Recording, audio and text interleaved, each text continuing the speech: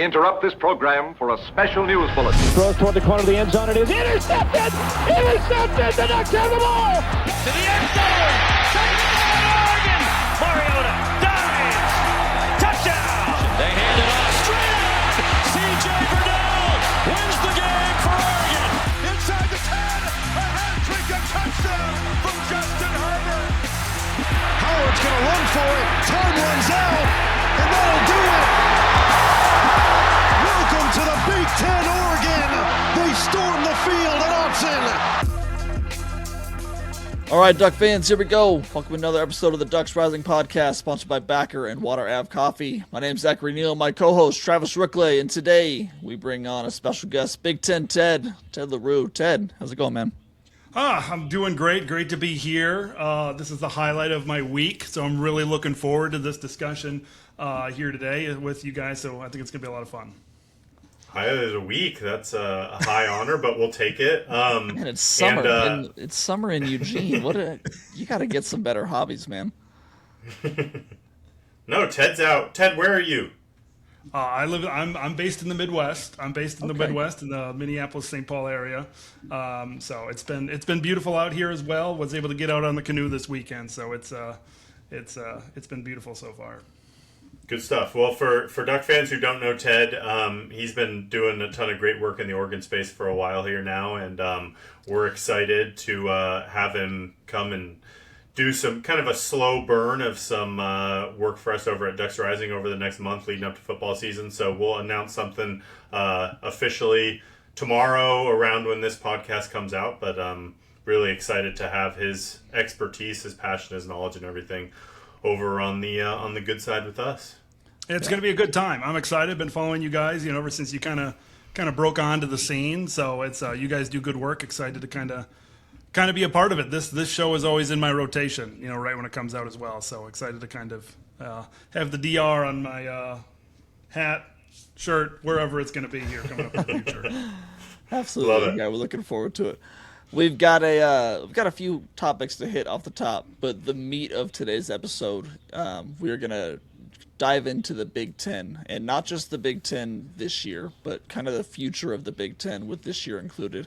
We're going to give some Big Ten Future Power Rankings and kind of who's going to dominate the conference for the next 5 years. So that's the scope that we went into this with. Going to look at, who's going to be good this year, but who also has sustainability and who can kind of stick around and have a something to say over the next few years. So that's kind of what we're getting at, right, Trev? That's it right there. I think we all did kind of 5 years out time span, and as I said last week, we're going to do our best to remain unbiased as best we possibly can. I only dipped Washington down about a level from what I normally would, so I feel like that's about the best we can expect. Yeah, I think that's fair. Before we get into it, though, a couple of minor news items at the top. I say minor, but this one is honestly, in the grand scheme of things with college football, it's pretty major. It came out on, Tuesday evening that the NCAA voted to pass a new eligibility rule, the age-based eligibility rule, colloquially known as the 5-for-5 rule. If you know what that is, basically student athletes now went from having 5 years to play 4 seasons of competition to now having 5 years to play 5 seasons. This does away with kind of the redshirt rule. In large part, there's still going to be, I think, some medical red shirts and waivers and things of that nature going forward, and still a few lawsuits, I'm sure. But for the most part, they're kind of doing away with and just cleaning up the entire system. So basically, from my understanding, and Ted, I know you know a little bit about it as well, so correct me if you hear anything I say that's wrong, but it's an age-based model where the 5 years for an athlete starts either once they enroll in school, so an 18-year-old graduates from high school, enrolls early at Oregon, his 5 years start. He has 5 years from then to play his 5 years, or on their 19th birthday. So whichever one comes first. So say you've got a high school player who goes the junior college route, plays JUCO for 2 years, and then transfers to a D1 school. He doesn't then get 5 years from there. He gets however many years are left after his 19th birthday. So a 23-year-old transfers from JUCO. He has until he's 24. It's not like you can have your 5 years then. So I think it will kind of lead to, seeing a lot more true freshmen play because you're not worried about burning your scholarship or your red shirt. And you'll see maybe some fifth-year seniors get a little bit more action because they have that extra year. So, Ted, I'm curious what your thoughts were on this once you saw it pass last night. Yeah, I'm really curious as to how this is. You mentioned the freshmen in there, like where this is going to affect like them and their opportunities going forward. Because you can look at it from an Oregon perspective. Of course, football look at the freshmen that were on and the impact that they made last year. But maybe for some other teams, we're going to be talking about maybe some of these mid-tier teams in the Big Ten where they might stack up on fourth-year guys. They get those fifth-year guys where maybe they don't take as many guys in high school recruiting. That's one thing, the balance of the rosters, specifically for football, that I'm really curious of. Now that you have guys that can have that extra year of playing, we talk about all the time in college football, how it's so big to have experience and be like an old team. Those are the teams that have won the national championship the last handful of seasons. I think that's why Oregon is held in the regard that they are this year with their team. So that's kind of one thing that kind of that really pops out to me as well right away is, for some of these teams, how is that going to adjust their high school recruiting strategy, which we already know with the transfer portal has already been adjusted to begin with. But I think this is probably the best for everybody involved right now. I think this is kind of one of those boxes that we've wanted checked. Okay, can we put guardrails on NIL and portal, whatever that looks like? 5 for 5. It's kind of been in a lot of these check boxes to get things done that we've kind of just been like yearning for right now. One thing, when I always think of red shirts, of course, this is going to bring a little bit of pain here to the Duck faithful watching or listening to this, was Washington wide receiver in 23. I think his name was Giles Jackson. I think he played in a couple of games. I think he had a touchdown catch in the regular season game. And he actually redshirted that year because I think he played in a couple of those postseason games as well. But he had big plays in a regular season game and then some postseason games as well. Like that the red shirt and kind of dancing around that was always kind of a little bit odd to me. So I'm personally, I like that we just like, hey, let's just eliminate those things. Let's get to the 5 for 5 and kind of make things as simple as possible. Yeah, I completely agree. And I don't know, I said up top that it's just one of the bigger changes to college football in a decade where there's been a lot of big changes to college football. I don't know that this is going to have a ton of impact on the way fans watch the game. I don't think it's going to change the product too much on Saturdays. I mean, maybe a little bit. You get some more experienced rosters like you were talking about, Ted. I think it's going to change greatly how roster building is done and how you manage these red shirts and how you manage who you play when you play them. I mean, a perfect example of who would benefit from this rule in the past, I look at Matthew Johnson from last year. I mean, he played an impact down the road. We saw that he was a good player, can actually produce on this team. He didn't play much because they didn't want to burn his red shirt. So now he's someone, I think of someone like Tank Jones this year, may not be able to be a starter right away at that defensive, at that edge position because of who's ahead of him.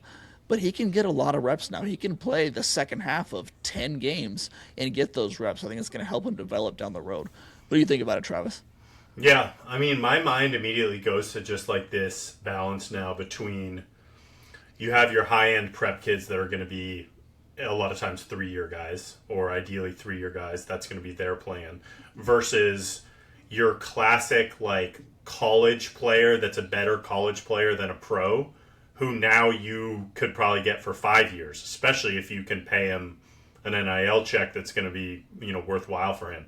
So I think of a situation of like, just to compare two guys that are at Vanderbilt or were, you think of like a Jared Curtis versus a Pavia. Mm-hmm. And when you're navigating that situation, you're like, okay, well, I can easily get to a world where I'm going to have Pavia for 5, because just as a prospect, skill-wise, traits, stuff like that, he's never going to be a big-time NFL draft pick. I can probably pay him more to stay in school, versus a Curtis is going to want to be a 3 and out. So it's just going to be interesting to see. I'm with you, Ted. I think there's going to be schools like Iowa out there, other schools like that probably capitalize on the experience factor and just like you shy away even more, I suppose, from the like high-end traitsy guys that may be a 3 and gone or even a 4 and gone now, and just invest in like program type guys that are going to really pop on the offensive defensive line, their 4th and 5th year. Well, I was kind of talking recently about this very topic because it's been rumored for a long time and it's been kind of in the works for a while now. I was talking to a friend of mine here locally who's a University of Wisconsin alumni that I work with, and he's maybe more on the pessimistic side when it comes to the changes in college football, like some people are. And this as well, that's going to be the end of and he's looking through it from like the Wisconsin lens because that's where he went to school. He's looking at it. It's like, oh, maybe that's going to be the end of significant recruiting, or from that perspective, where you can understand it maybe from a mid-tier program where you could maybe look at it that way instead of maybe taking 20 to 25 guys every year. So the number is going to be interesting, but yeah, there might be programs, Wisconsin, Iowa, Minnesota, just a number of them kind of in the middle of that Big Ten, where it's just like, man, if we load up, like you mentioned, these program guys, these 3-star type of guys, and we have them for 5 years, when they get to their 4th year, maybe their 3rd, but when they get to their 4th year and 5th year, they can be really good, maybe all conference a couple of 2-year starters for us, and then we can kind of perform at a little bit higher level at those positions. I love how in this era, different teams can really approach rosters different way. Before the portal opened up, it was kind of like, well, yeah, you need to recruit in the top 4 or 5, and I guess you still do to a certain extent. But Indiana, I guess Indiana's a perfect example where they owned the portal, did not recruit in the top 25, and they're the national champs 2 years later. But there was a very simple formula now back in the day. Now it's like, well, you can invest in the portal. Well, you can invest in high-end high school recruiting, and now with this 5 for 5, it's just going to add another layer. And I think that kind of what makes this fun. You see a lot of that in the NFL. Do you want to build through the draft, or do you want to sign free agency, and maybe some other sports as well? So I think now you're starting to see kind of the different ways to build a high-level roster in college football, which I think is kind of fun to follow. I agree. I was going through Oregon's roster last night after this pass, just trying to look at guys who I think would be impacted the most. Obviously, the true freshmen, some of the 5-stars, like those are easy names: Jalen Lott, Nacho, Tofi, Tank, etc. They're going to get more run as a freshman now than they would have had they been worried about burning. Yep. Looking at, the redshirt juniors or redshirt seniors, I don't think it really impacts them much because they've already redshirted. They're already going into their either 4th or 5th year. This doesn't impact them. But the true seniors, I feel like this is it's right up their alley. But you look at the true seniors on Oregon's roster, and I think all of them are good enough to just be gone after this year anyway. You got Jerry Mixon, you got Mateo, Tatum, Poncho, Amari Washington. Like, those guys, I don't see a world where they need that 5th year. But if there is a scenario where they maybe have a down year and they say, hey, I look to be a 6th or 7th rounder in the NFL draft. Why don't I stay that 5th year and develop more? Again, I don't see that being the future for any of those guys, but that's what this new model can do for those seniors. So that's just kind of the framework to use going forward with it. But like Ted, I'm in agreement. I think this is a good change. I think it'll kind of help clean up stuff going forward. In the end, Dan Lanning has been calling for this for at least a year now, and so I think he knows a hell of a lot more about it than I do. So if he's for it, then it's like, yeah, I have no problem with it. The interesting part is going to be, we've talked a lot about how difficult it is to retain depth right now in today's college football, and we saw that along our defensive line. So my mind naturally, when this thing got passed, was like, oh, it's going to be great for us. We can develop guys on the offensive line. We can ask guys to, come in as more developmental prospects type guys and sit 2-3 years and finally be ready to play. But it's like, that's not the way the sport is trending in this other area. And so I think it's really going to put an importance on finding the right kind of guys that are willing to do that. And you can etch out a plan for them and say, hey, we see you progressing at this rate, at this stage. But as we've talked about for a long time, playing time is the one thing that's going to get you paid. And for whatever reason it is, and for a lot of families out there, money is the thing that's driving force right now. And the only way you're getting a real check right now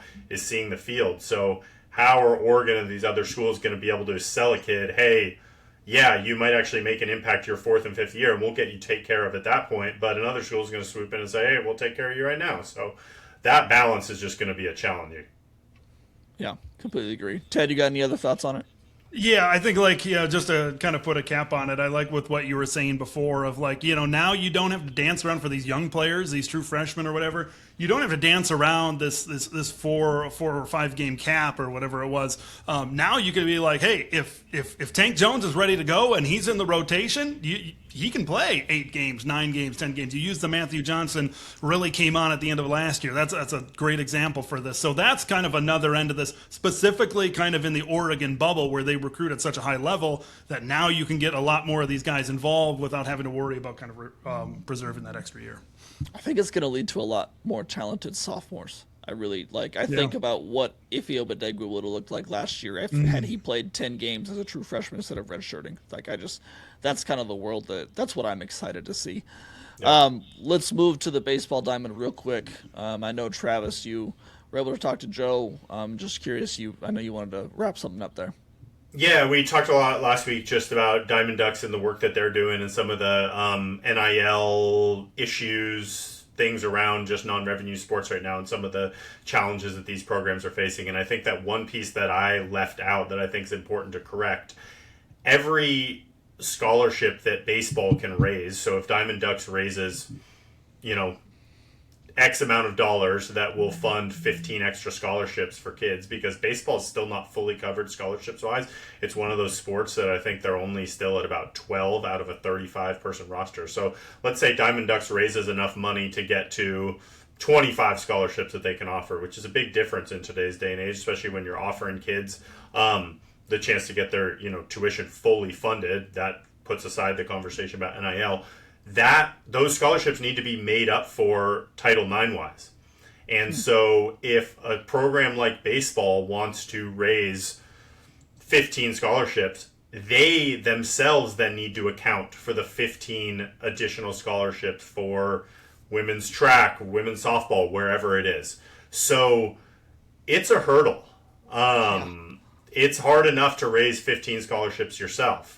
But the athletic department has balanced their scholarships. And so if you want to raise outside funding for whatever it is, any of these men's sports, women's sports, whatever it is, you not only need to do it for yourself, but you got to match the other side. So I think that just kind of hit home for me of another barrier and another challenge that these non-revenue sports are facing. Yeah, that's that is a bigger hurdle than we initially thought it was. It's been interesting to see kind of where some of these ducks are landing. I know that Mabius went to Mississippi State. I believe Clark went to TCU. Yep. I don't think Laya and Junior have landed anywhere yet, but I'm sure they will soon. And I would bet it's a program down south, probably in the SEC. Yeah, if you gave me about minus 10,000 odds that it's going to be south of, let's say, Oklahoma, I think I'd take that bet. What is it, like the Mason-Dixon line somewhere? Yeah. There you go. Yep. Yeah. All right, let's move on. For the most part, wrong notes. That was last week's notes. Big 10 Future Power Rankings. Again, we're going to start at 18 and go down to 1.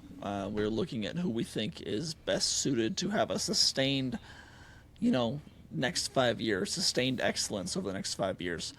I think those are the parameters we need. Ted, you're our guest. You want to start us off with your number 18? Yeah, so let's start at the bottom. This was actually tough. I mean, at the top, I think, was actually decently simple for me. I know we're going to get to that. Mm-hmm.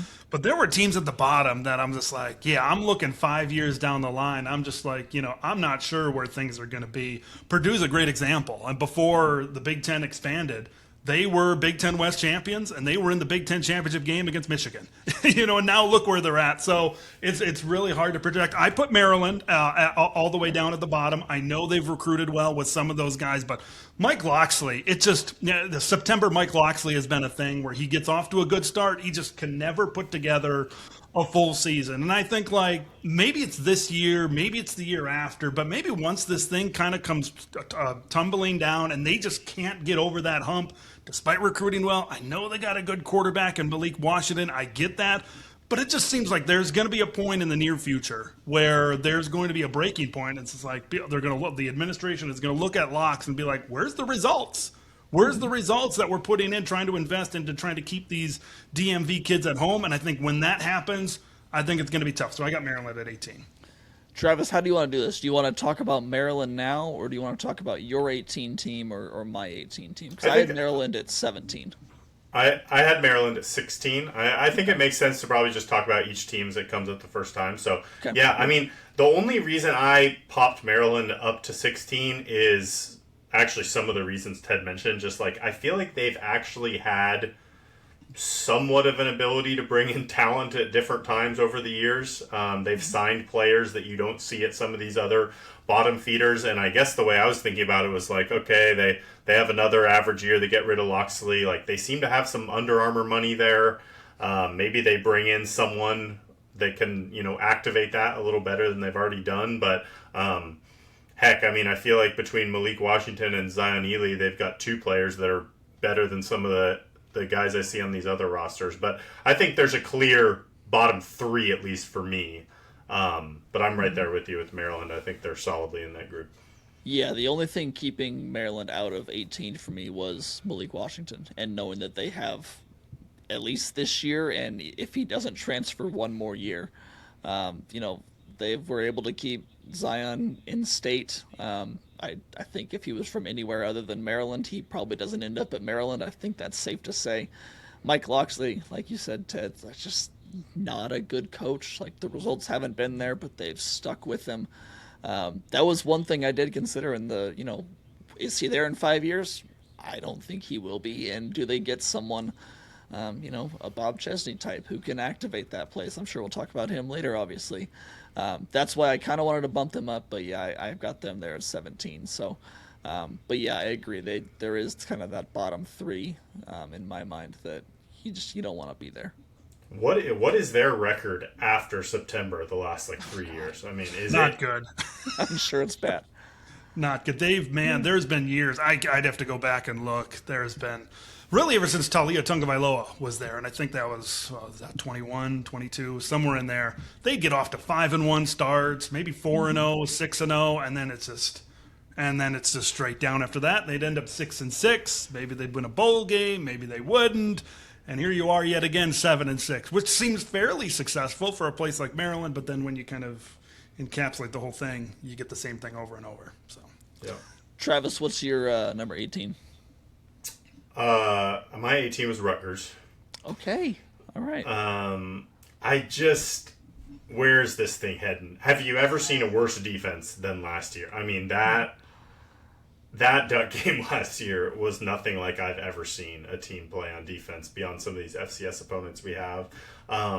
The thing about Rutgers is they actually, New Jersey is kind of an underrated recruiting kind of state, but they just never seem to go to Rutgers. Shiano seemed to have a little bit of buzz there. It's wild to think he almost was hired by was hired by Tennessee. Yep. And then the boosters revolted. So I don't know. I'm just trying to think about trajectory, and unless he retires, it feels like he just has the job there as long as he wants it and can kind of ride off into the sunshine. So I don't see the path in which this gets any better.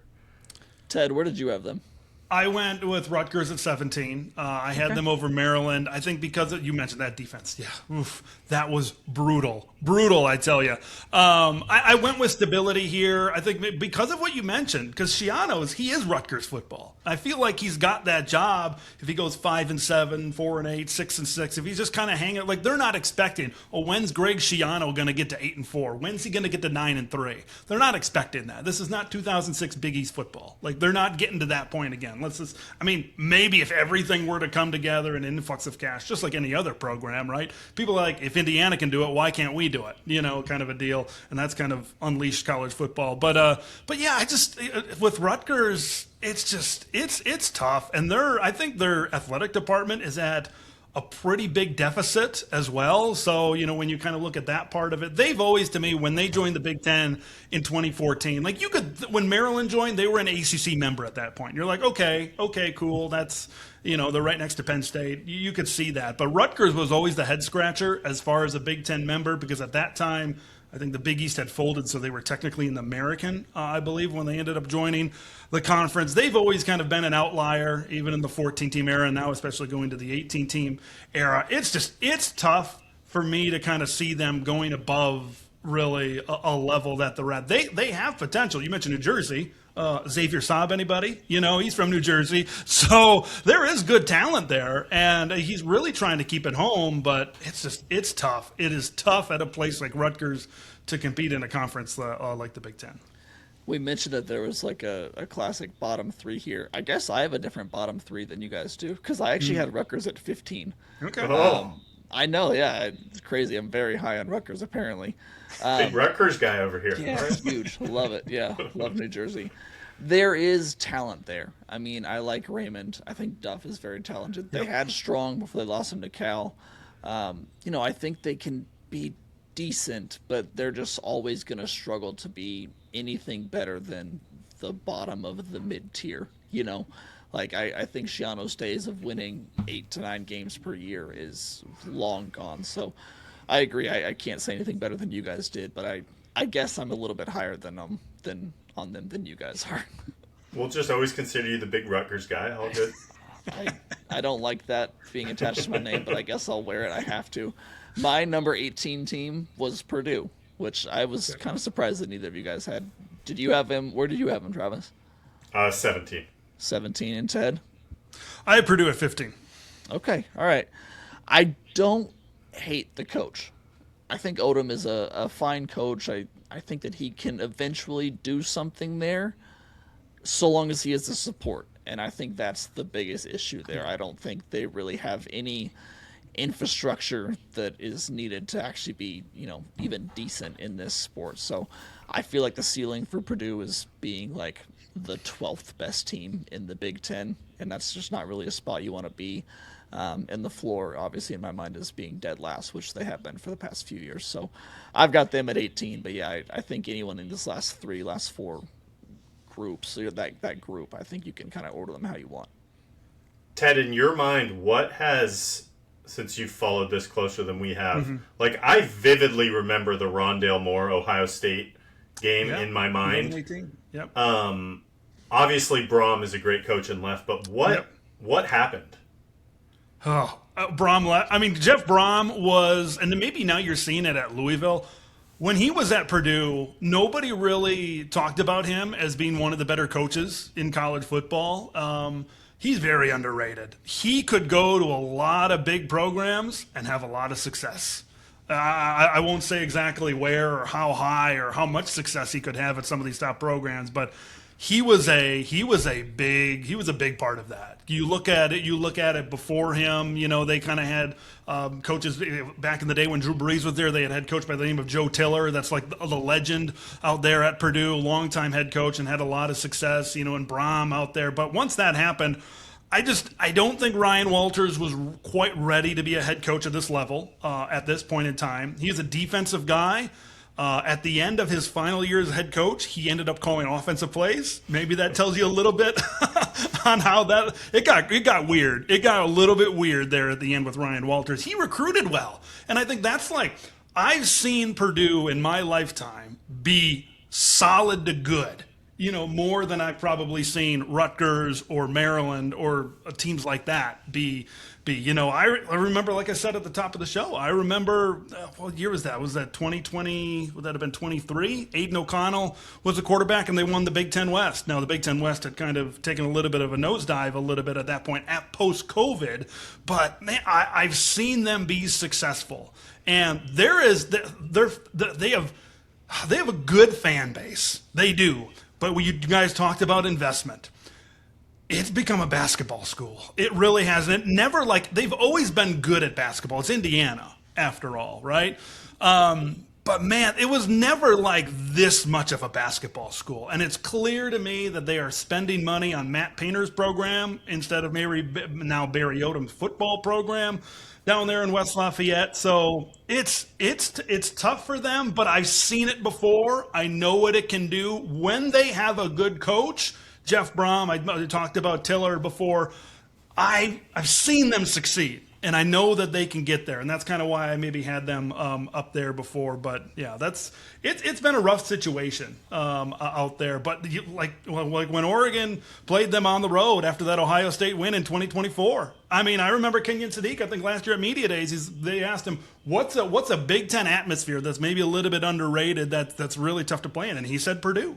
It's even in the midst of that type of season, the fans are still showing up. So there is still support even through this down period. So yeah, it's tough, but I think Barry's a good guy to be able to kind of get them at least out of this cellar right now. So I had Purdue at 18 and Maryland at 17. Travis, you had Rutgers 18, Purdue at 17. Ted, you got Maryland at 18, Rutgers at 17. Who was your 16? I had Northwestern. I had the old Cats out there at 16. New stadium, lots of excitement this year, that they're going to be moving into out there. Of course, they got Chip as the OC. They got an all-star offensive coaching staff, man, with Chip and Jerry Neuheisel out there. So we'll see how that goes. I like David Braun as a defensive head coach. When he got hired and we kind of saw that big turnaround, right? Everybody was saying, is Northwestern going to win a game, right, after the Pat Fitzgerald stuff went down? And he went out there and he got him in a bowl game. So I like Braun as their head coach, but at a place like Northwestern, you're strapped. You're strapped for some of the financial parts that you have to deal with. Of course, it's a big-time academic school. They're trying to figure that out. You can kind of tell with some of these coaching hires and some of the personnel that they were able to keep and bring in someone like Aiden Childs out of the portal. Okay, it's getting there, but it's still, Northwestern was always kind of that school, in the Big Ten where it's just like, yep, you feel pretty good that you're going to be able to get the win, kind of notch it up. But it's tough to kind of get out of the situation that they're in. It's just difficult. They're under Braun. I feel a lot like they were under Fitzgerald, where it's just like, can they pop and get to 7 or 8 wins? Yeah, they might be able to do it in a single year, but it's tough to maintain that success. Even like Pat Fitzgerald, who's considered maybe their best coach in school history, he'd win 9 games, he'd come down to 3. He'd win 8 games, he'd go to 4. It's tough to sustain success at a place like Northwestern. Travis, where do you have them? 12. I had him at 13, so okay, this is a good disagreement. I don't know. I thought they've been kind of frisky the last 2 years. Yeah. I remember I obviously watched them against us, and I felt like they held up a little bit. They went to SC and were competitive, like had chances to be in that game, enter in the fourth quarter. I like Braun a lot. If I just compare kind of your Braun, Chip, Neuheisel staff, like you mentioned, to some of these other staffs I'm looking at, do I trust those 3 more than Fitzgerald? Yes. Matt Rule? Yes. Mm-hmm. Fleck? Honestly, that was the close one. I was like 12, 13. I was in that range. But I don't know. New stadium. I feel like they have kind of that recruiting niche that Stanford had, to where, like, if you can leverage it the right way, you can get certain kids to go there that you might not normally be able to, like, fish in that pond. So I don't know. This was more of an indictment on me kind of hating Nebraska and Michigan State, but I don't know. I didn't mind Braun and like what he's done there. I'm right there with you. I love the Chip Kelly hire. We've always talked about, Chip hates recruiting, but he loves X's and O's. So put him in a position where he doesn't have to do anything but coach, and I want to see what he can do. They also got Aiden Childs, right? Yep. Who say what you will about Aiden Childs and what he's done in the past. I think he's a talented kid, and I'm excited to see what he can do with Chip and more importantly, what Chip can do with him. So, they've got, some issues with recruiting. They need to improve that if we want to, keep this up. But over the next 5 years, I think, like you said, Travis, there's a framework there that I would take over a lot of other teams in this conference.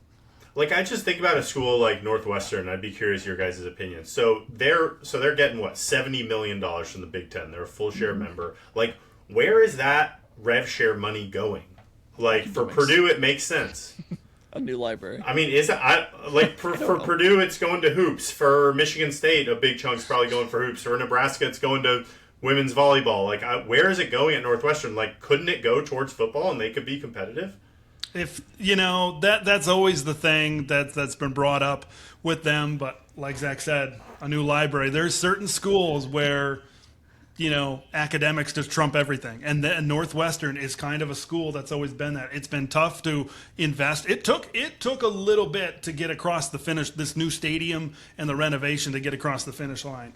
So that was kind of years in the making out there. But in theory, you understand what you're saying. Olympic sports are obviously important to a place like Northwestern. They've got some really good Olympic sports in there as well. So it's tough. David Braun expressed some frustrations with that. I think it was last year at a post-game press conference. So we'll see if that pays off. But it's always been there. It's a great school. You're in the Chicago area. Like, there's always been these check marks that'd be like, in theory, you should be able to succeed. You mentioned Stanford as a great example, as a really highly prestigious academic school. So.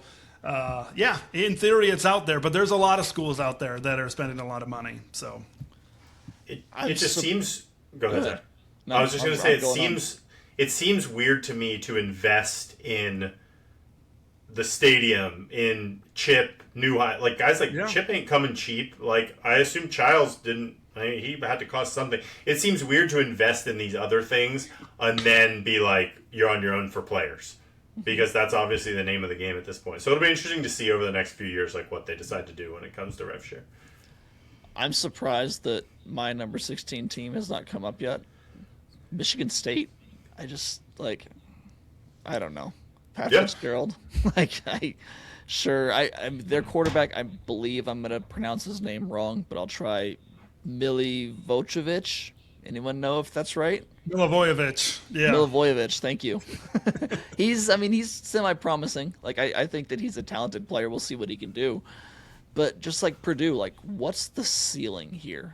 Is it bowl eligibility? Is that what they're rooting for every year? I think that's kind of where they're at right now. It feels like, in the growing chasm of championship contenders and feeder programs, I think that Michigan State is much closer to the latter than the championship contenders. So I don't know. It's kind of been a fall from grace in terms of Big Ten contenders for Michigan State. But I don't know. I'm not impressed by Pat Fitzgerald. I know he did a little bit at Northwestern, but I don't see a bright future here. Pat Fitzgerald was always that coach. I remember when he was having, I mentioned those 9-win seasons. I think 1 year, 10. He went to the Big Ten championship two times. But it was always like, what could he do? We saw him, and he would get the most out of the least at a place like Northwestern during pre-NIL and portal era. It's like, what would happen if he went to a school with more resources? We're finally going to find out. I had Michigan State at 14. Man, there's some rankings in here now, and I kind of figured this, but the more we discuss, I'm like, oh, okay, that there's different perspectives and kind of popping into my mind. But Michigan State is a program they were humming with Mark D'Antonio. They were real, but that was a long time ago. And I think some fans still have the expectation that they're going to get there. I think a lot of Michigan State fans thought when Jonathan Smith came in, okay, he's going to build that thing like he did at Oregon State, right? We talk about getting a lot out of a little like he did in Corvallis, and then we're eventually going to get to that point. I think where does Michigan State want to be? They want to be in an 8 to a 9 win type of area. It's hard to put Michigan State above, into that kind of middle tier right now. Could they get there? Sure, maybe. But it's really hard to put them there because Pat Fitzgerald, his last season at Northwestern was bad. You talk about that Rutgers defense being bad. Northwestern was very similar when they went 1-11, I thought it was 1-11, maybe it was 2-10, but it was brutal. When portal and NIL came in, Fitzy maybe was a little bit different than he was pre-portal NIL. Now he's being thrown into there. He talked about, I watched a few interviews with him. Okay. He studied how the college game is. He hired a really good, personnel staff, general manager and all these guys to try to build something there. So in theory, the pieces are there, but this is not something that's going to happen overnight. I mean, Michigan State's at the bottom when it comes to recruiting right now, so they're going to have to really invest in the portal to see success.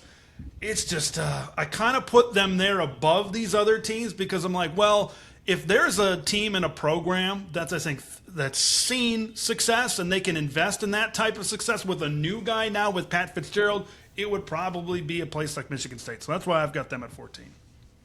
Yeah, I had him at 15. Echo what you guys had to say. I mean, I think it comes down to what they're going to decide to invest. That'll ultimately be the decider. But I think the difference is, I think for the Fitz defenders, it's like, yeah, the guy has developed some good players, but are any of us to believe that the next great player he develops isn't just going to go transfer to one of our top 5 teams on here? I mean, that's the thing. You draw these, as I'm looking at my list, I draw these lines of delineation of like, where will players just bounce if they're good? And like, I think for all of us, when we think about at least the the 5 schools we've discussed, Rutgers, Purdue, Maryland, Michigan State, Northwestern, I think if you asked all of us, like, who is the next all first team Big Ten player from one of these schools going to stay there for all 4 years, or is he going to end up somewhere else? It's like he's going to end up somewhere else. And so, we saw it with Thieneman. We saw it with, plenty of other guys on these type of schools. So I don't know. I just don't have much faith that he can develop and retain. Who do you have at 14, Trev? Nebraska. Okay, I did as well. I just talk about a coach that I think the game has just passed by. I think Rule has just, whatever he had, I think he's just lost it. I think I was looking really closely at them versus Minnesota. That was kind of the big debate for me. It was the Northwestern, Minnesota, Nebraska for 12, 13, 14.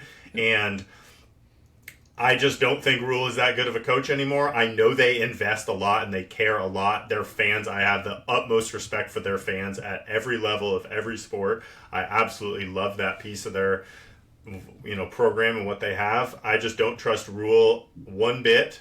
And I think their like talent accumulation that was really good when Rule initially came in is now just like falling off a cliff. And I trust PJ Fleck more than him. And that's kind of what it came down to. I know that Rule just signed an extension. I'm not sure in my bones how much he wants to be there. Like it doesn't seem like he lives and breathes Nebraska football. They just, like you said, the talent acquisition was great early. They just keep losing players now. I mean, their starting quarterback decided to be a backup for our team. Like that tells you something, I kind of, in my mind, when ranking this, I was comparing him in my head to Michigan State a little bit. It feels like a team that used to be really good, used to be at the pinnacle of the sport, used to be really respected. And the new age of college football just kind of passed them by a little bit. So, I don't know. It's weird just to have them this low. I'm curious, Ted, where do you have them? Higher. Okay. I'm putting a lot of stock into their 5-star quarterback Trey Taylor. Wait a minute, Ted. Did they have another 5-star quarterback of legacy and it didn't work out? Yes, I get that.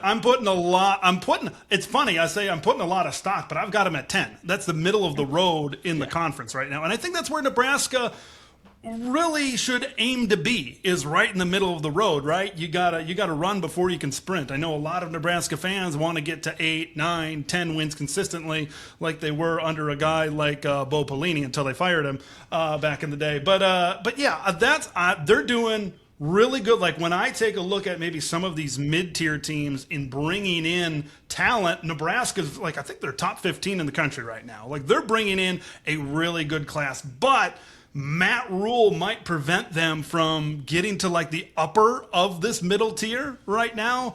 It has not gone, as planned. Everybody talks about Temple, Baylor, what was it, year 2, year 3, all these things. It was pre-NIL and portal. I think Matt was really able to succeed with being able to hold on to guys for a long period of time and being able to develop them over a long period of time. And now you can't do that. And now you see players leaving Nebraska and bringing them. There's a lot of movement right now. So if they can nail this recruiting class and really develop upon these guys, they can do it.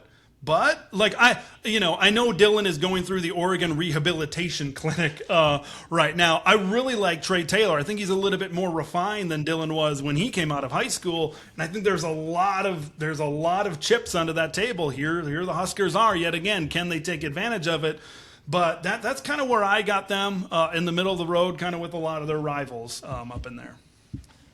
Yep, it's totally fair. Travis, so I'm guessing you had Minnesota at 13. Yep. Ted, who do you have? Sorry to get you while you're taking a drink of water. Who do you have at 13 if you got Michigan I had State Minnesota. 13? I had the Gophers as well. PJ's just, he's just steady. That's all he is. What does PJ Fleck do every year? He goes 6, 7. He's been up there a few times at 8 wins or so, and he wins a bowl game. Most of the time, a lower level bowl game, but that's just what he does. I think Minnesota's got a really good team this year. Like Anthony Smith is a heck of a pass rusher. They I think were either first or second in the Big Ten in sack. I think Indiana might have been first. I think they were second last year, and they bring a good amount of those guys back. Their quarterback Drake Lindsey is going to be in his second year starting this year. He's really good. He's probably the most talented quarterback that they've had in maybe 10 or so years. I know they had a really good year in 2019. Tanner Morgan was there, but he really dropped off after they lost their top 2 wide receivers after that season. So I just think Minnesota's there, but it's just like I can't put Minnesota, it seems like, at 11, 10, 9. There's a lot of their rivals are in that category, but I just... They cannot bring in the higher level of recruit that maybe some of the PJ is the king of the 3-star. PJ is the king of the 3-star, bringing them in, program guys, right? That was something that was mentioned before, developing them, and then getting where they need to get to. In this Big Ten, not a Big Ten West type of era, it's hard for me to consistently put them at an 8 or a 9 win level. So I think 13 is a good spot for them, but I think in a given year that they could pop up and be maybe 7th or 8th or maybe even as high as like number 6 if everything really comes together. What do you have them on them, Travis? Yeah, I was just going to say, if this was a this year power ranking, I think I could make the argument that they'd be like 8, 9, 10 range for me. I like their team this year. I like what they're returning. I got a little money on their over for the year. I actually think that's one of my favorite bets in the conference is their over. And just the reason I had them, I think, over a team like Nebraska is I just think, to that same point, like steady. I just don't see the culture there and what PJ has built dropping off to, a 3-win year or a 4-win year. So if I'm just trying to think about forecasting wins out for a 5-year period, I feel like I'm comfortable counting on 6 a year base, and then you're just, maybe you find a year or two like this year where you're jumping up a little higher. So I just think like consistency, steadiness, but the same thing we talked about earlier. You go out and you finally sign their highest ranked guy they ever had in Parrish, and now see you later, he's at Oregon. So it's just, I feel like we're starting to get to that line where I feel the drop off is of like all Big Ten talent, he's going to be gone in 2 years. Completely agree. All right, I am down to 12. Travis is down to 12. Ted, who is your 12th? Because you got down to 13, then Nebraska up at 10. So who's your 12th? Yeah, starting at Minnesota at 13, there's a decent cluster, maybe going up to like 9-ish. I've got Illinois at 12. Okay. I feel like they should be higher, but there's a good cluster here because I'm like, Brett Bielema is just, we talked about underrated coaches. He really needs to get a lot more press. He's got 19 wins over the last 2 years. That's the best 2-year period in Illinois history, right? They've had good years, right? 1 year, they played in the Rose Bowl in 2007 against USC, for an example. I think 2000 was another good year where they popped up. They just haven't been able to follow it up. Now they have back-to-back successful seasons at Illinois. But it kind of comes down to we've seen like Wisconsin, who we'll mention I'm sure here in a little bit. They're investing more money. They're recruiting classes, I think, in the top 20 right now. We talked about Nebraska, where they're at. It's just Illinois is very much a developmental school right now. So maybe they can't quite get that high-end talent. We talk about maybe some of these schools that you develop a player and then he ends up going and kind of transfers up right now. So it's just like Illinois is a team they've shown they've been able to pop with a 9-win season or a 10-win season. Back-to-back, I get that. This year seems like a little bit of a down year. I think they really leaned on Luke Altmaier when they got him out of the portal, 30-year starter out there. But it's going to come down to the development and then finding a way to retain these guys if they want to consistently be in the top half of the conference. Yeah, I completely agree. I think that Bielema is a very solid coach. They've had some decent teams and impressive players. I mean, Altmaier, like you said, was fun. I think they've had some good backs this year. Xavier Scott, very solid player, but again, there are so many other teams that I would rather be in the conference going forward, and I think a lot of it is because of that investment. I mean, Wisconsin, we'll talk about, they're right in this group too, but they do have that commitment. I mean, at least they've said that they're committing this much, into the program now with Luke Fickell. I don't think we really hear the same thing about Illinois. So, yeah, I think they've got a good coach. I think they can find solid players. But like we've said with most of these teams so far, holding on to them once they become, all Big Ten type talents, that's going to be the issue. And I don't see Illinois changing that anytime soon. I think this year will be really interesting because the last 2 years they've had a ton of continuity. I mean, last year's team was kind of their all-in, like we're returning everyone. Our O-line is back. We had a couple, defenders that were drafted pretty high up, quarterbacks back, and like Ted said, like obviously great year for them and a solid team that I think was competitive across the conference. But I think this year will tell us a lot moving forward. Like, is this thing sustainable, or was that just kind of a shot in the pan with a couple guys that ended up staying for Bielema? But I agree. I mean, good coach, I think fits that place well. It's just going to be a question of like, is he in that 5 to 7 range every year, or can he actually be a 8-9? And I'm pretty skeptical about that. Trav, where did you have them? I had him right there at 12. At 12. No, you had Northwestern at 12, I thought. 11. You had Sorry. them at 11. Okay. Yeah, yep. I had them at 10, so yeah, we're all right in the same group. Ted, who is your 11? 11, I've got Wisconsin. Wisconsin, man, it's been so weird to see this program fall off to where it's at. It's been bizarre. When Luke Fickell got hired, I think we thought that they would. It's like, they're going to achieve a high level of success. Like when they ended up firing Paul Chryst in 2022, a lot of people thought, okay, you're just going to promote Jim Leonard to be the head coach. He's an elite defensive coordinator, hire a good offensive mind, and off we go. And then Luke Fickell decided, you know what, I'm going to change everything about Wisconsin. And it hasn't really turned out well for him. There's some schools where you just kind of need to stick with what you know. What happened when Rich Rodriguez installed the spread offense at Michigan? Didn't go well, right? That's a tough physical program, just like Wisconsin. And there's so much about Wisconsin this offseason that's going back to Wisconsin, right? They're recruiting the state as good as they've recruited it in a long time. I think, like I said, they're a top 20 class. They've got a bigger investment this year with NIL, right? They really struggled out of the gate with NIL. And now I think they're finally catching up. And now they're getting there. They're finally renovating their practice facility out there. This is a program that can succeed. I know there's a lot of people that think this year could be it for Luke Fickell, but it all depends on this year. Like if Luke Fickell, if this thing does come tumbling down, and they fire him mid-season, whoever the new athletic director ends up being. I mean, and they have to, the recruiting class, this roster that they've really invested in, and now all of it kind of gets taken apart, and now they got to rebuild again. That's going to be really tough for them. So it really hinges on this season. If they can be successful, if they can go like 8-4, then they can really build off of that going forward. I think like the end of last season, we saw a little bit of hope for the Badgers, right? You got the win over Washington, and you got the win over Illinois. Both those teams were in the top 25. They've got as good of an inside linebacker tandem as there is, in the very least, the Big Ten, maybe in the country, with Mason Posa and Cooper Catalano. Those guys are studs. I mean, you saw him last year in Eugene. Posa, out of the state of New Mexico, he's an animal. He's an animal. He can be a multi-time all-conference player. So there's players there. They just need to figure it out. And I think if they figure it out this season, the next year's schedule has a lot of the big-time powers off of it as well. So then if they take 2 years and they build that momentum, like I still think Luke Fickell is a really good coach. He's had terrible luck with quarterback injuries, and he made a equally terrible hire with Phil Longo, the offensive coordinator, when he first came in and trying to change everything. And now I think he's realizing, hey, let's get back to what makes Wisconsin great, and it's all going to work out.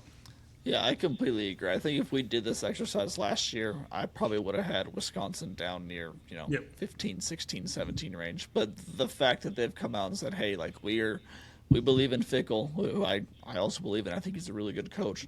We're putting a lot more emphasis on NIL and backing this program and trying to get Wisconsin back to what they can be. I think that's really important. And, the difference between them and Michigan State for me is that I really I do see them getting closer to that, I guess realm that they can get into when they were in 2012 in the Rose Bowl. So I think that they have the support, and I'm excited to see what they can do. Hopefully they can build that momentum. It's just college. I've got no allegiance to Wisconsin at all, but college football is just more fun when Wisconsin's good. It's kind of like Nebraska. You just like seeing them be good. You like seeing their name on Saturday with a number next to it. So I think this is more of wishful than actual confidence having them at 11. But I don't know. I think that we all agree that Luke Fickell is the right man for the job. He just needs the support to do it. I mean, if you're a Fickell defender, you can definitely make the argument. I think Ted touched on a lot of it. I mean, the QB luck has been brutal. I think a lot of schools across the country, if you had that same level of QB luck, you'd be in a tough spot too. I mean, they've had probably the hardest schedule in the country, or one of the last couple of years. They've had no quarterback. They had an offensive system that wasn't up to snuff. They had an NIL that wasn't figured out. I mean, if you believe in Fickell, then you have an explanation there, and the progress will be seen this year. So I think these next 2 years will be really interesting to follow when it comes to them. But I think the reason I just had them at the kind of the top of that tier was I see the belief. I just see a pathway there, and with these other schools, the pathway is a little more cloudy for me. All right, Travis, we're at the part of the draft where I think I'm going to go to you for every pick until we get there. So who's your number 10? Washington. Okay. I knew it wouldn't take long, but I didn't know if it'd be this one. Go for it. So, I mean, if Washington's coach wanted to be the coach at UCLA, he must think that UCLA is a better job. So, therefore, I just was using, he knows these programs better than me. So, I'm just using what I know and just some logical reasoning there. And I agree with Jed that UCLA is in a better spot given who they hired. People are going to point to Washington's recruiting classes. Yeah, they've been solid the last couple of years. I mean, I think last year's class was really buoyed by Cody Green and DCB from up in Seattle, and I think that there were some extenuating circumstances that kind of played to their benefit there. So I think if you take those two guys out of the class, it's just a normal Washington class, which I think this year will be as well. I know their fans were hooting and hollering because they were in the top 8 at some point this spring, and I think they're back to where they belong when it comes to that kind of stuff. I just don't see the high impact players on the roster. I don't see a coach that's committed to being there. I don't know who their next quarterback is going to be after their running back who plays quarterback right now, and I don't know. I think Bob Chesney is just an infinitely better coach and an infinitely better culture builder, and they're recruiting better than them right now. So why would I not think UCLA is going to be better for the next 5 years? I had them at number 9. I had Illinois at number 10. We already talked about them. I just, at this point, it's how much can you dine off one season? If DeBoer is gone, Penix is gone, Odunze, McMillan, they're gone. What have we seen at this point from Jed Fish? A 15-11 record, the number 30, number 27, and number 19 recruiting classes, and a quarterback who, fans claim to be Heisman worthy, but you had to threaten a lawsuit against to get him to even come back to your team. So I don't think Washington has been anything close to impressive in this era, and I don't really see that changing anytime soon, because you mentioned with Fish, we all know that he has eyes for any other school. We know that he flirted with Florida. We know he wanted the UCLA job. That's just kind of common knowledge at this point. If you're ignoring that, then you're, I can't help you, I don't know. Washington, they're going to talk a lot. They're going to dine off that 2023 season a lot. I don't blame them, because I think the road forward is not as bright as they hope it is. Least surprising of the day, I had Washington higher than either of you, than the South Eugene boys here today. I had them at number 8. But I think we're in the same kind of. Yeah. You don't have the built-in hate that has festered in our guts for years yet. I get it. We're getting there. But right now, I've got them at number 8. It's funny how close we were in an alternate reality, that's not too crazy. Obviously UCLA, like you said, I think Chesney is a better coach than Fish. Fish, over his career, look at his career resume. He's been a jumper, right? He hasn't really stayed at a job, I think maybe more than 3 years. It might have been 2, but I think it was 3 years. So he's always kind of looking to go to the next opportunity. And you mentioned UCLA, like maybe in an alternate reality, another school that has a big opening smartens up on Bob Chesney. And maybe Jed ends up at UCLA, and then DeMond is out over with Lane Kiffin at LSU. Like, you got your head coach and your quarterback that didn't really want to be there.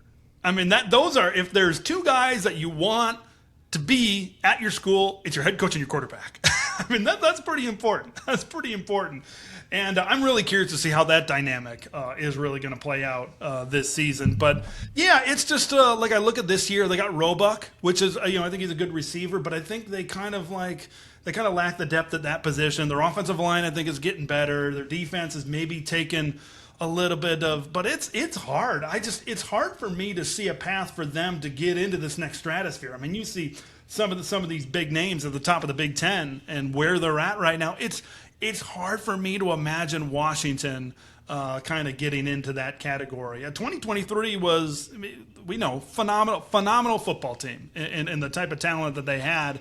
And it's just like, it seems like a lot of that, when you scroll through the Twitter sphere, it's kind of like it always kind of gets compared to that. And that's always like Zach said, they're kind of feeding off of that year after year after year after year. And that's kind of where they want to get back to, when in reality, Washington is probably, in that upper mid type of tier. And that's, I think, where they hang. And then maybe they'll pop. Right, that's kind of how Washington has been over the years, right? They get 1 year, they pop. What was that, 2016, when they went to the 4-team college football playoff, and then maybe they come back down a little bit. Okay, you get another year, 2023 is another example. They pop, and then maybe they come back down a little bit. That's what Washington has, I think, been over the years, and it seems like the area where the Huskies really sit for me. I completely agree. I don't know how much more time we want to spend on Washington. I think Travis and I could go a little bit longer, but we're already at the hour mark, and we're just getting into the top 10, so we should probably keep it moving. Ted, who is your number 9 team? I got Iowa. I got the Hawkeyes at number 9. This is a 5-year period outlook. How much longer is Kirk Ferentz going to be there? That's, I think, one interesting part about this, because I think we know what a KF-led program is going to be. They're going to be aces on special teams, even though their special teams coach went over to Michigan State now with Pat Fitzgerald. But they're going to be awesome on defense. Phil Parker is one of the best out there. They're going to have an awesome offensive line. They're going to have great tight ends. They're going to have a great run game, passing game. Well, that's maybe a little bit of a different story. But yeah, you just always know what you're going to get. I don't know if Iowa in this era of college football is going to pop back up to like they were in 2015, where they were a goal line stand away from winning the Big Ten title and getting into the playoff. Michigan State ended up going that particular year. It's just really hard for them, because they haven't been able to acquire, and they haven't been able to get that talent out on the perimeter on offense for them to be balanced. They have made dramatic improvements going from Brian Ferentz to Tim Lester, who's now their OC. And I think he's done a phenomenal job with that. And I think the offensive line is now back to where we're used to seeing it for Iowa as a perennial Joe Moore Award contender. But that's just kind of where they are right now. And Iowa's a program with amazing fan support. And I'm curious if Kirk retires, where does this program go? Does that allow them to kind of maybe get a little bit more innovative and take those big time steps up as a program and have a little bit more investment? Or do they maybe drop down and they don't have the consistency that they had? Like, this is a program where if their coach leaves, I think that they've got one of the biggest question marks. I don't know. There's some people that say, well, man, we need to, KF has done a phenomenal job, but, we need somebody else to really take it to that next level. But then there's other people says that, well, if Kirk Ferentz does leave, you might drop down a little bit of a tier. So that's that Iowa, I think, number 9, right there, kind of in that middle. I think it's a good spot for them. Travis, where'd you have them? I had them. I'm kind of regretting it. Ted kind of swayed me. I didn't think a whole lot about Ferentz, but I had him at 6. Okay. Just because, like, I have to say, like, as brutal of a watch it is, I have a lot of respect for what they do. I mean, we talked all week leading up to that Iowa game last year is like, don't get drug into the mud. Don't let it happen. Don't let it happen. And it's just impossible. Yeah.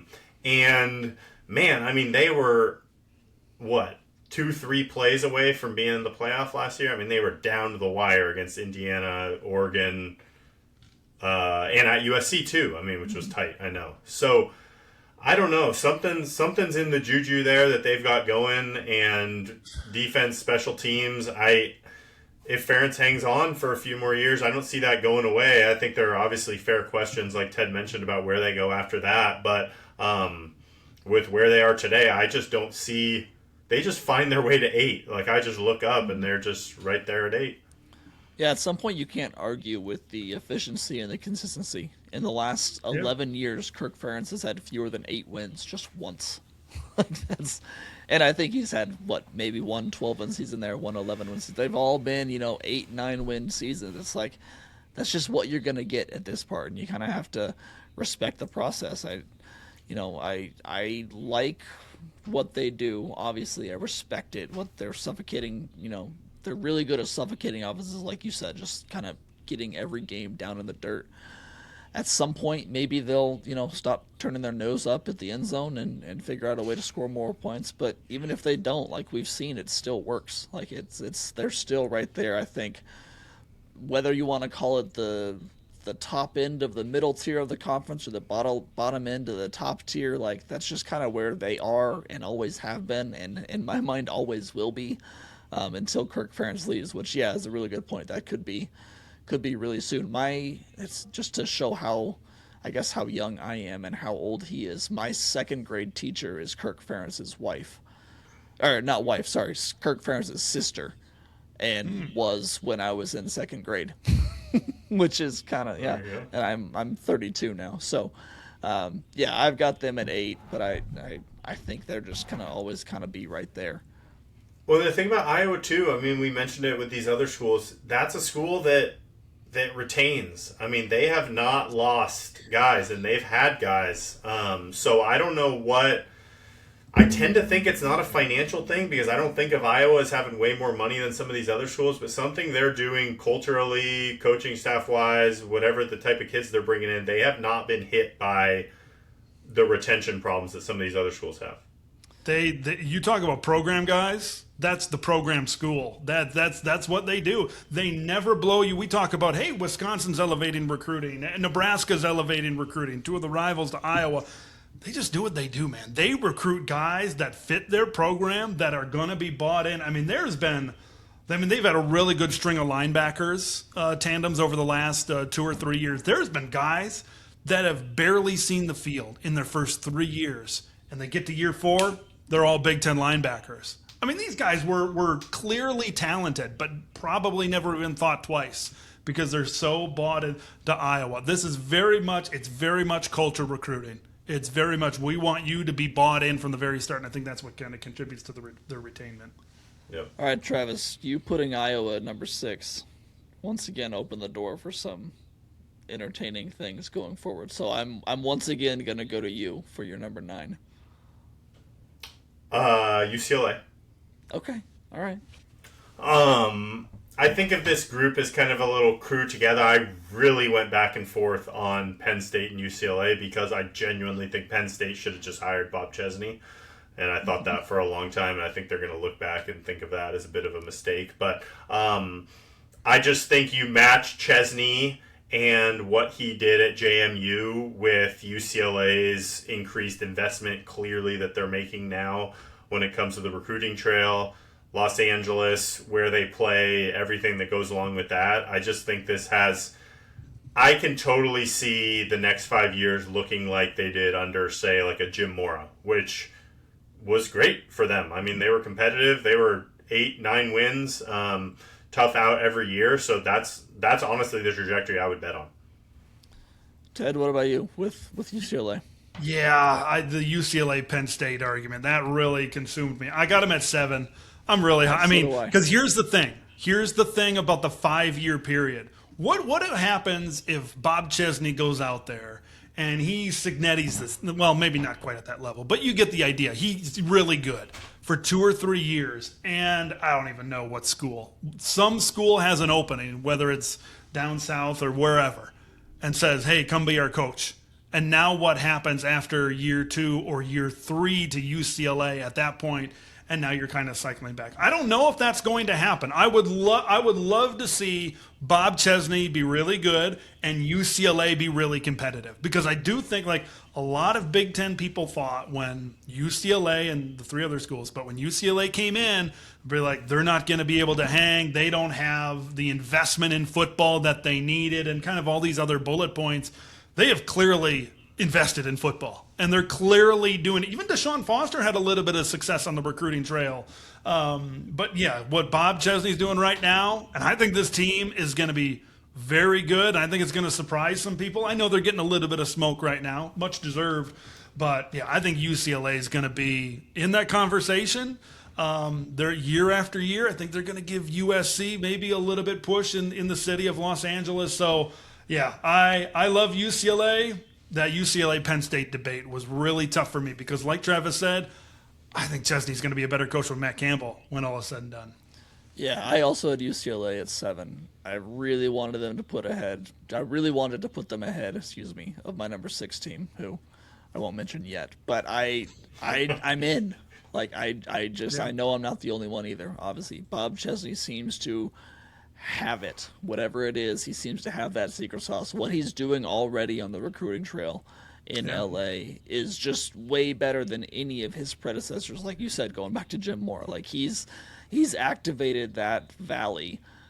Sorry to steal from Kenny Dillingham, but he's doing what I think we all thought Lincoln Riley would do early on in his career in Los Angeles, and he hasn't even coached a single game there yet. So when I imagine what he can do, as long as he stays, like Ted pointed out, over the next 3, 4, 5 years, I mean, I really do think, you could tell me in 2029, 2030, UCLA's in the playoff conversation. I absolutely buy it. Like, I really think they can get the talent. This year particularly, they've got, a decent team. They've got Nico, who I think is a talented quarterback if you get the right things out of him. We saw what Jesse did at James Madison. I think he's a very good coach. I think he can push the right buttons down there. I've got him at 7. I really wanted to put him higher. Yeah, this might lead us into the Penn State discussion, but the reason I eventually went with UCLA over Penn State is, first of all, I think Penn State's going to get a huge bump this year from the easiest schedule in the history of the world. I feel like they're just going to walk their way into 9-10 wins this year. But it's going to be a question of what that does for them, because I think after that they're going to lose Becht. They're going to, I don't think they're recruiting at that high of a level. I don't know. I don't trust Campbell's ability to bring in top tier talent, and so I was just weighing what I think this year's going to do win total wise versus moving forward. The other part of it is if Matt Campbell moved on or they moved on in a couple of years, could they not just hire Chesney? And so I was thinking about it's still Penn State versus UCLA. So I think that's going to be an interesting 5-year plan to follow between those two schools. So you have Penn State at 6. Yep. Is that where you have them, Ted? I have. I had Penn State at 7. I had Iowa at 6. Oh, right. And you had UCLA at. You had UCLA at 9. 9. Who was your 8? Can I not count? I messed up something. 1, 2, 3. Iowa 6, Penn State 7, UCLA 8, Washington 9. Oh. Who's your 10? Wisconsin. I wrote Washington. Okay. All Probably right. my fault. That's all right. Where'd you guys have Penn State? Go ahead, Ted. I had him at 6. I'm trying to figure out my notes. I had him at 6. There's parts of what Travis was saying there that I'm like, maybe kind of like the discussion he had before when I was talking. I'm like, maybe you talked me into him there. I went with the stability of Matt Campbell. Like I said, okay, Chesney could have 2 or 3 great years. He could bolt, and now UCLA is maybe back to a rebuilding type of mode. I look at UCLA. That's a program where you can have success, a lot of success, and then maybe you bump up to the next tier. maybe Bob Chesney could stay, right? Like I said, I think that would be really good for the West Coast and the Big Ten. But Penn State is kind of that program where you kind of bump up to, right? That's in theory, it's supposed to be amongst the top jobs in college football. But I believe in Bob Chesney, and once again, I'm talking more about Bob Chesney than I'm about Penn State here, but that he can maybe develop a high-end program. Matt Campbell is solid. He's steady. Like when Penn State fired Franklin, it seemed to me like they're all in. They're all in right now in getting a big-name coach. And there were multiple guys that they kind of swung and missed at. I remember the Kalani Sitake stuff that happened with BYU. But Penn State, I could not put them into the top 5 in the Big Ten right now because of Matt Campbell. I know he's had really good seasons. We know the 2020 season where they played the Ducks in the Fiesta Bowl. What was that? Brock Purdy and their running back, whose name I can't remember, Breece Hall was on that team. Like that, I think they won 11 games that year, and they were really good, but it could not sustain that level of consistency. Recruiting, like Travis mentioned, it's not maybe at the level quite yet, like maybe even like it was under James Franklin. So, I mean, it would kill Penn State to see Bob Chesney and James Franklin do well down at Virginia Tech. So I think Penn State is maybe like the top team in maybe like this second, or maybe if you want to call it a third tier type of team right now. But it's just maybe Campbell I just can't put him up there into that next group. I had Penn State at 5. I'll talk about them before I talk about my number 16. But I hear you. I like Campbell. And I more importantly, I think that players like playing for him. I mean, you see how many Iowa State guys came over and went to Penn State with him. That tells me something. Obviously, it's a bigger school. I'm sure they got some money for it and stuff. But that they wanted to go play for him. I trust the infrastructure in Happy Valley. I think that that's a school that knows how important football is and really wants to win. They know what it's felt like to win close to the highest level, and James Franklin wasn't quite getting them there. So they think they cut ties before a lot of other schools would have, because that means a lot to them. So, I don't think they're a top 5 in the conference right now per se. But if I'm looking over the next few years, I fully would not be surprised if they're able to get up in there, because I think that they can recruit at a high level. We've seen what James Franklin can do. I'm curious to see what Matt Campbell can do with the Nittany lion on his chest and a little bit of that NIL backing. So I'm going with them at 5. I put USC down at 6, which Travis is vehemently nodding his head. Do it. I trust them enough to be good, but I don't trust them anywhere enough to be great. I think that's kind of the USC storyline for me. To be one of the best 5 teams in the Big Ten, I think you have to be a great team. This is a top-heavy conference, and I don't think that USC has quite lived up to that so far. Every summer, this is the year, this is the time when they're going to figure it out, and then every year it ends up, for whatever reason, not being the year. And at some point, you just got to kind of trust what you're seeing. I think if Lincoln Riley was going to be the savior of the program, we would have seen it by now. I mean, credit to them, they're doing really well on the recruiting trail. They've got a great class last year. I think they're probably going to do something similar again this year. But when is that going to turn into something more that's an offense that's really talented and fun, and a defense that's nothing more than porous? So I don't know. I think that we've seen what USC and Lincoln Riley can be right now and will be, and I don't think that there's anything that's going to change. I'm going to believe that until I see otherwise. That's just where I'm at. I totally get the. Oh, go ahead, Travis. No, you go, Ted. Yeah, that's I hear that with USC. I had USC at 4. I think that they've got the talent. We mentioned the type of talent that they had recruiting wise last year, and I think that with Chad Bowden kind of coming in as GM, he really sparked that. It's like, dude, we gotta recruit LA, we gotta recruit SoCal a little bit more. It's mind boggling that if you kind of look at their recruiting classes and you look at Southern California from when the time Lincoln was there to until Chad Bowden essentially got there. It's crazy that a team, even if they're not winning 10-plus games every year, that a team with the type of history and type of tradition that I know that maybe doesn't mean as much now with the money the way it is, but you can't tell me that USC didn't have money before Chad Bowden got there. That's just, you can't convince me of that. It boggled my mind what their recruiting strategy was, and it's like, well, once they get someone in there that has the clear strategy of owning Southern California and getting back to that, yeah, you get the number one recruiting class in the country. That's how these things work. But here's what I'll say about USC. Don't be, and I know their fans are playoff or bust this season.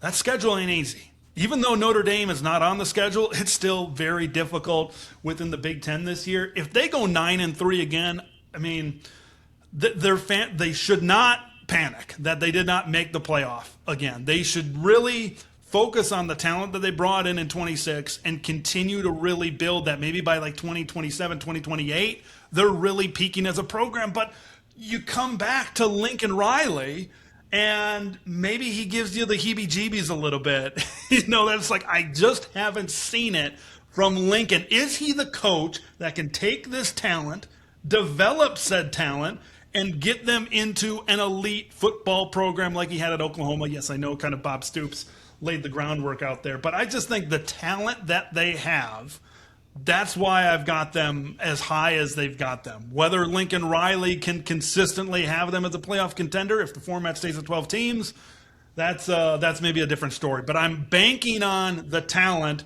At least some of it, maybe most of it, is going to pan out for USC. But if they decide, hey, Lincoln, what you're doing ain't good enough, then things could get real interesting at USC. But even then, Ted, you're saying with all of this talent, bank on the talent. But wait till next year. I mean, we've got a very veteran quarterback. We've got this number one recruiting class. We've got all these guys. But wait till next year. Like, that's what we've been saying every single year about USC. Their window is finally open, though, guys. Okay?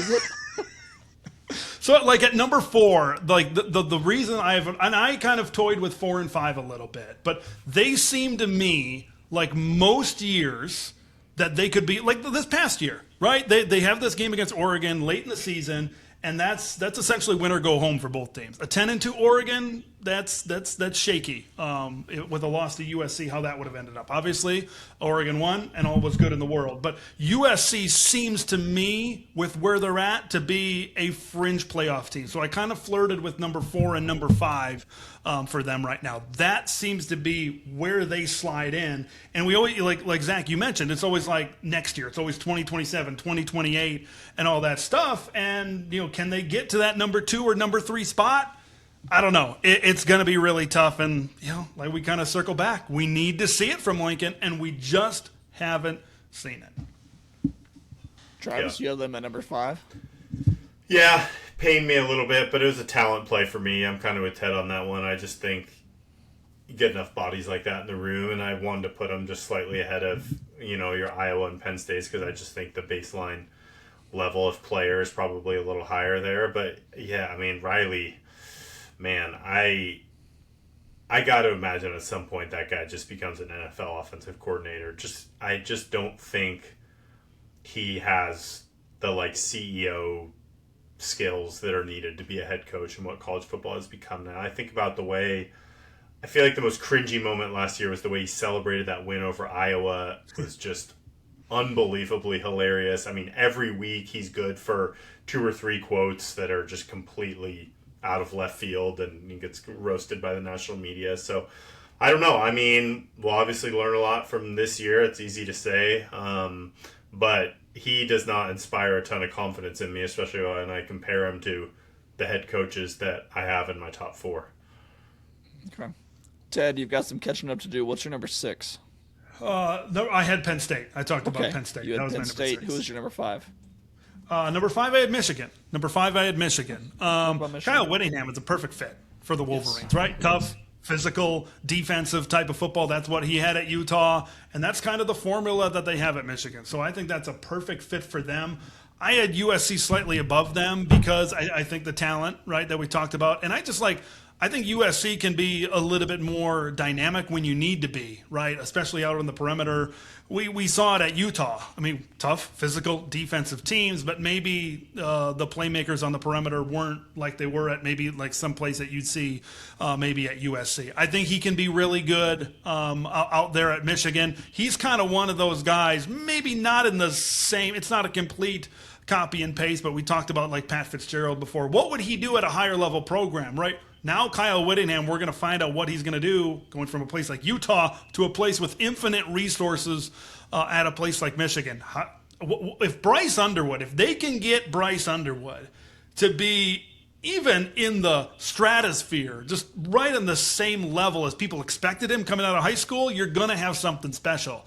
But do you trust Kyle Whittingham and this offensive coaching staff to develop a quarterback to that level? I don't know. I think that's a little bit of a question mark right now. But he fits Michigan really, really good. That 4 and 5 spot was really close for me. It's almost 4A and 4B, but I've got Michigan 5. I'm assuming we all have the same, well, not the same top 3 per se, but the same group of top 3. So I'm assuming that you probably have them at 4 too, Travis.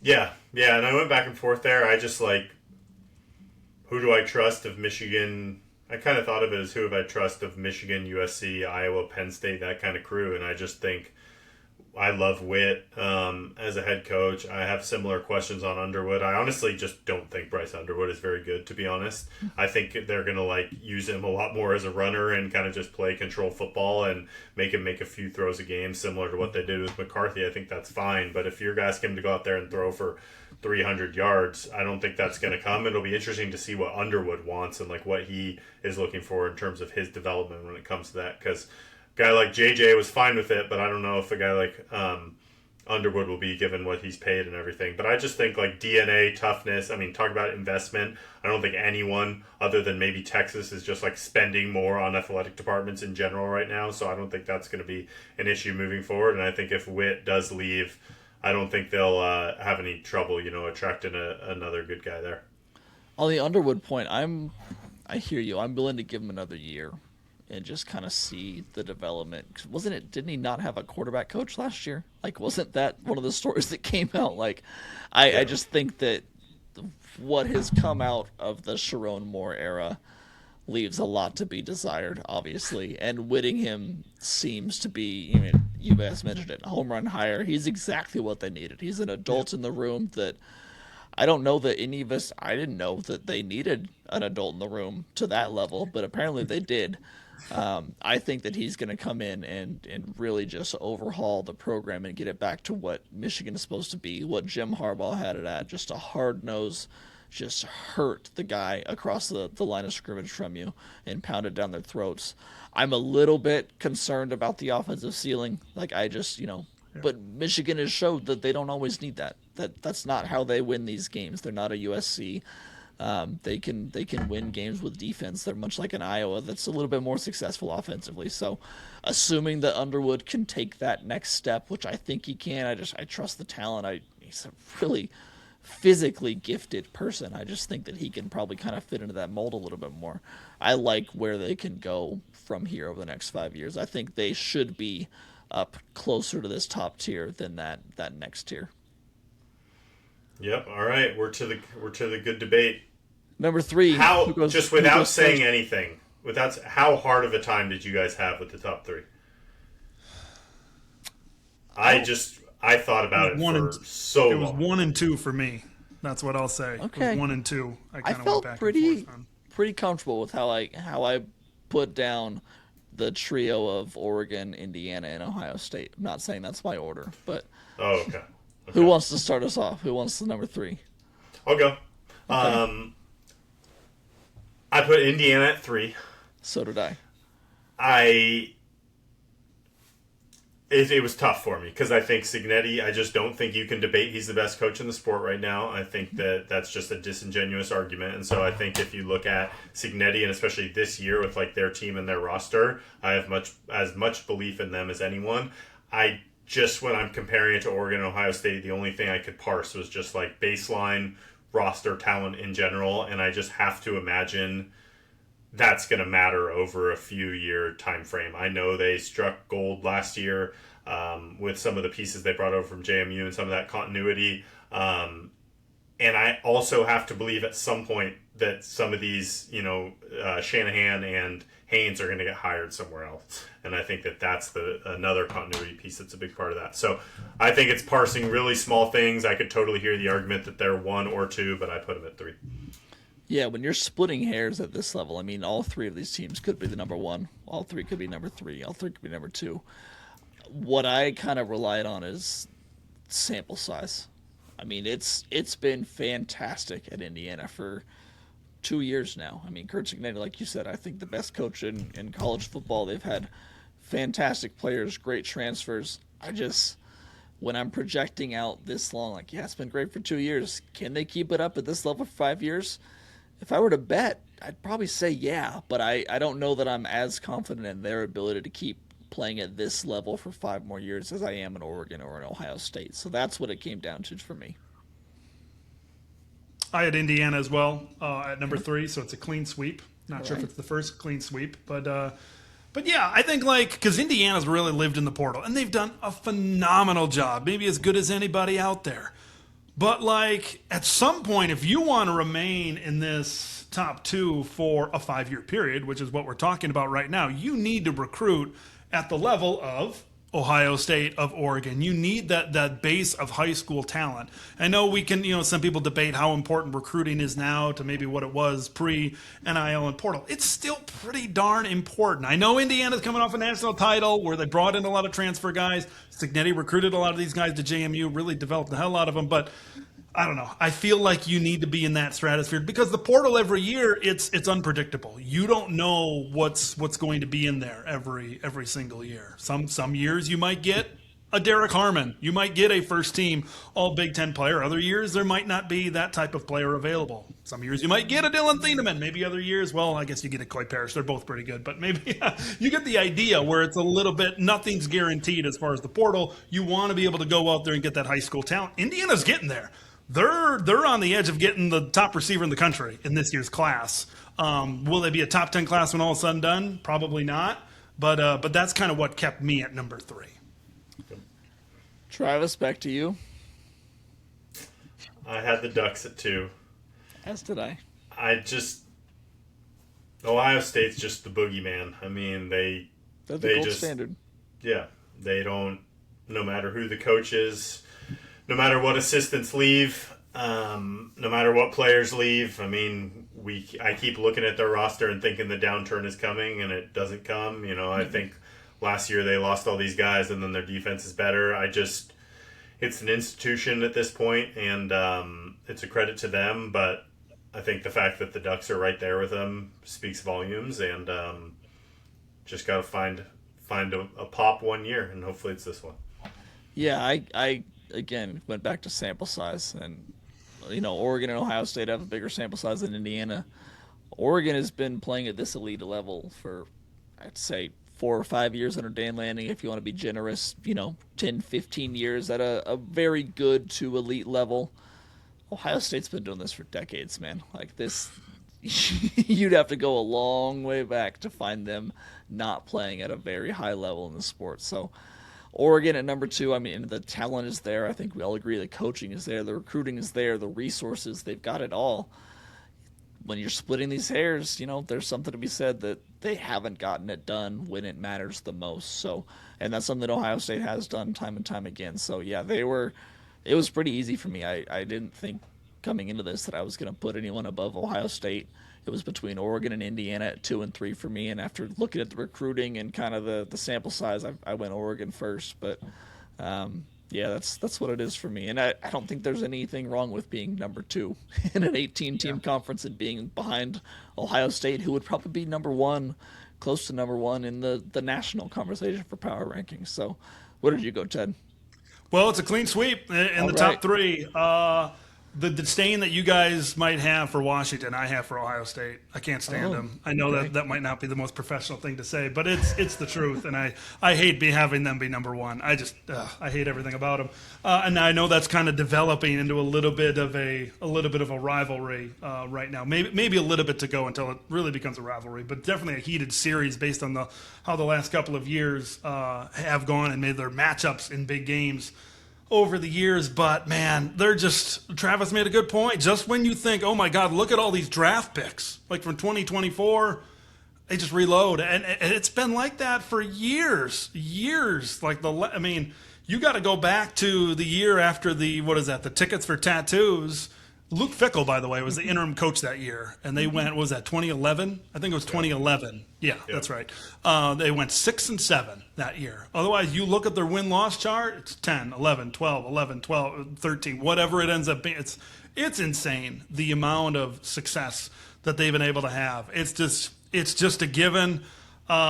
This is kind of one of the things that's resulted in the Big Ten. These two teams, Oregon and Ohio State, they have heated recruiting battles. They're going to have heated battles on the field. Every time they get together, it's going to be must-see television. This is great from a Big Ten conference perspective, what this series has kind of molded into. But like what you guys are saying, we've seen it with Ohio State in these big stages. And we know the criticisms when it comes to Oregon. We know the criticism when it comes to the postseason games over the years, the last 20 or whatever years it's been. And then, of course, Dan, the last couple of years. Like that's very out in the open. Ohio State's been able to get it done. Oregon has not. And right now, that's the big difference. They're both in the same stratosphere as far as recruiting goes. They're recruiting top wide receivers all over the place. All over the place. So this is going to be a battle. And this is very clearly, to me, the top two teams with Indiana right there at that number 3. So wanted to put the Ducks up there at 1, but it's just the proof is in the pudding, and Ohio State's been able to prove it as of late. Completely agree. Yeah, I'm not going to go through 1 to 18 for all of us, but just look at the top 10. We all had Ohio State, Oregon, Indiana. Ted, you had USC 4, Michigan 5, Penn State 6, UCLA 7, Washington 8, Iowa 9, and Nebraska at 10. Travis, you had Michigan, USC, Iowa, Penn State, UCLA, Washington, Wisconsin. Let's see. I had Michigan, Penn State, USC, UCLA, Iowa, Washington, Illinois. So I think we were all pretty aligned with each other, at least when it comes to break it down in tiers and kind of figuring out where these guys were. That's the thing I was going to say. I feel like and we'll put out a little graphic tomorrow with all these on there and welcome the hate from everyone. But I think if we did tiers, we would have all almost agreed to a T. I think it's just within those tiers you can see little discrepancies and differences when you think about individual teams. But yeah, excited for the season. Excited to think about this stuff more. Absolutely. We went long. Wow, I think this is the longest episode that we've ever had, Trav. So thank you, Ted, for that. Appreciate it. That was a lot of fun. That's what you get when you bring Ted on. Yeah, Dude. Yeah, I'm not surprised. Like we said at the top, look out for some news with Ted at Ducks Rising in the coming hours or days as you listen to this, or it may be already out. So go find that. But, gentlemen, anything else to add before we get out of here? Nope, all good with me. I think we're good. Right. Appreciate you having me. Ted, where can beyond Ducks Rising moving forward, where can listeners find your work? Yeah, you can find me on Twitter at Ted on the Ducks. That's the Ducks-specific content over there. Kind of focus on a little bit more of shorter podcasts in the 10 to 15, sometimes 20-minute range. Not an hour and 36 minutes, but so hopefully sometimes. But I kind of let you guys and others kind of focus on the long-term, long-form format as well. TikTok, Instagram, on all those platforms as well. And I do some Big Ten content on occasional at Big Ten Ted over there as well. So there you go. Absolutely. Well, thank you for coming on. We really appreciate it. Look forward to collaborating a little bit more as we go forward, too. Travis and I should be back on at some point next week. We got a lot of stuff kind of in the chamber of what we want to do. We just got to get around to actually doing it. So expect something from us next week. But until then, check us out on YouTube. Find the Ducks Rising podcast on Apple or Spotify. And if you'd be so kind, give us a rating and a review. But most importantly, go out to Lockerverse and check out Ducks Rising. Subscribe now and support the program. Let's rise together. We'll talk to you guys next week.